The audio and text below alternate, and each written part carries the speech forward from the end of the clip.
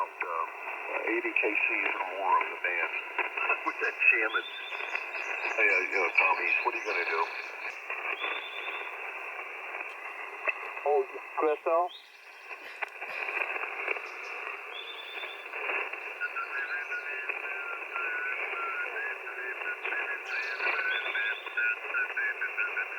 Thanks a lot, Mark. I hope to see you again soon. Good luck in POTA 7-3 from W3AAX.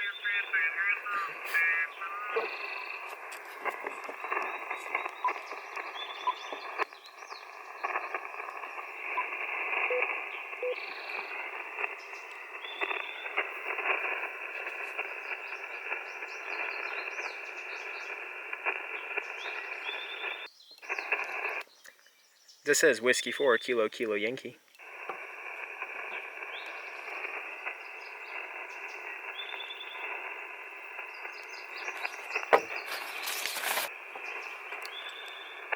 Well guys, thanks for tuning in today. So we made it out to a beautiful outdoor site here. Has a nice little shelter. Let me show you around the far hill. Brought everything out to do a nice little data test here. Got a nice setup here and nice view. And the only problem is that I forgot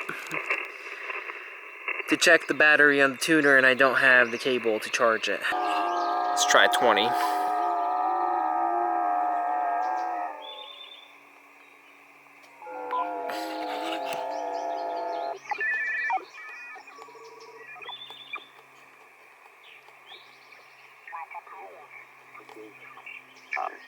had a break the past couple days, but it looks like tomorrow is the last clear day we're going to get, and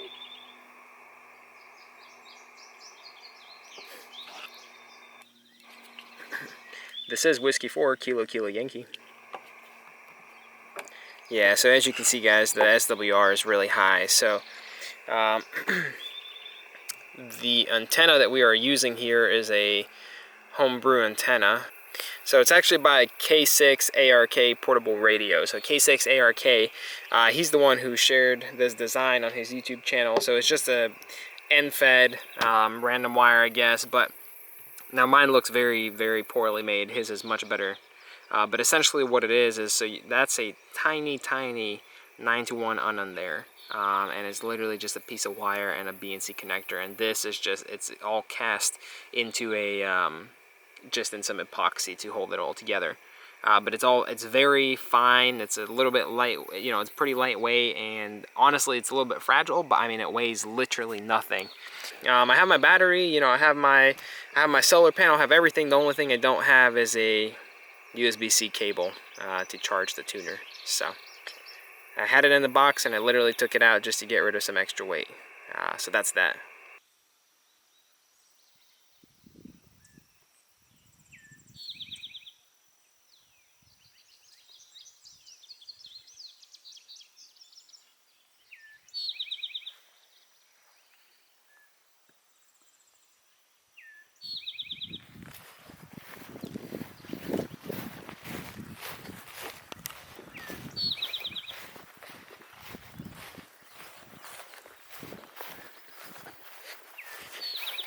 Well guys, appreciate you guys watching the video. Sorry it was a little bit of a letdown.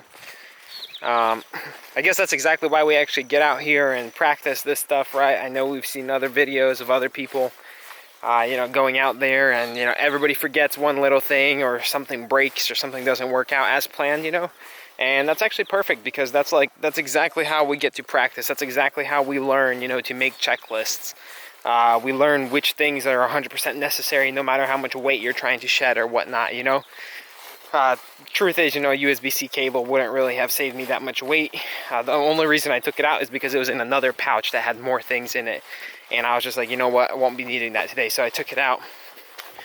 So yeah, so lesson learned. I guess, just double check your gear before you leave.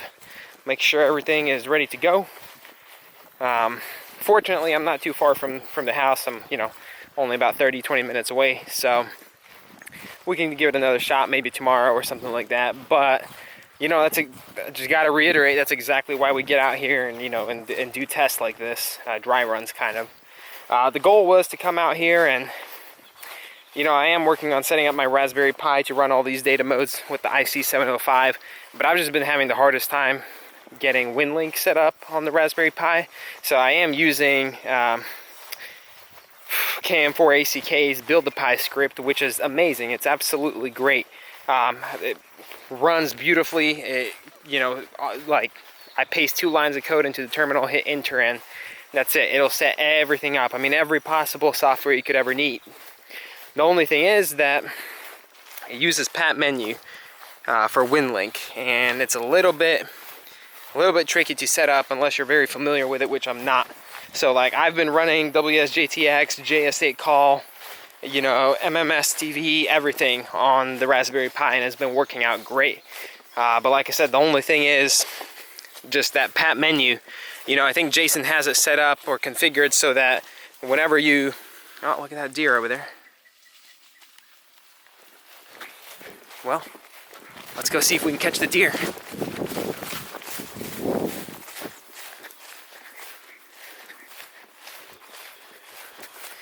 So anyways, so Jason has it configured where pat menu comes preloaded with settings for the Yaesu 817D, I think.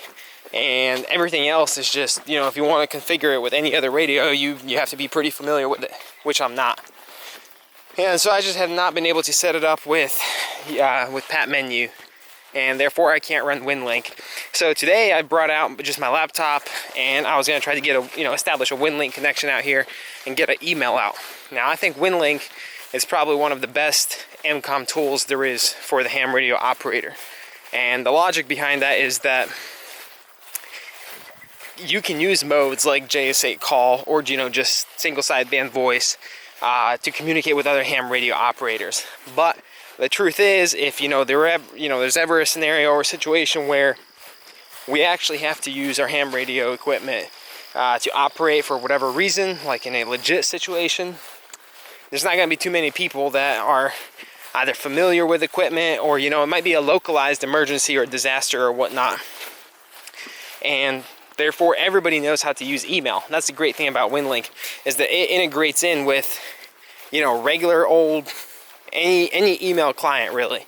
I mean, you know, Gmail, you can email any Gmail account, Outlook account, whatnot, and if they reply back to you, you're going to get that email as well as soon as you connect to RMS. So instead of needing 2 ham radio operators to communicate now, you really only need 1, as long as one of those locations has internet access.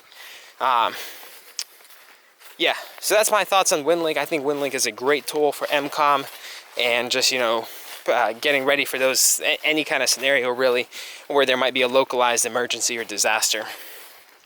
So that's just my 2 cents. I know it's nothing new. There's actually a ton of great videos out there on Winlink talking about, you know, all the pros and cons of using it for MCOM. But yeah, hopefully I can figure out the Raspberry Pi and get that configured. That'll really lighten my load. You know, I won't have to carry a laptop around. Like I said, absolutely everything else works great on the Pi. So I'm able to run the Pi, have a VNC on it, and I just use the Android tablet, you know, to VNC into it, and that works out great for me. But yeah, so here we are, you know, a failed activation or operation, however you want to call it, all because of a USB-C cable, you know. So hope you guys enjoyed. Take it easy. I'll see you next time.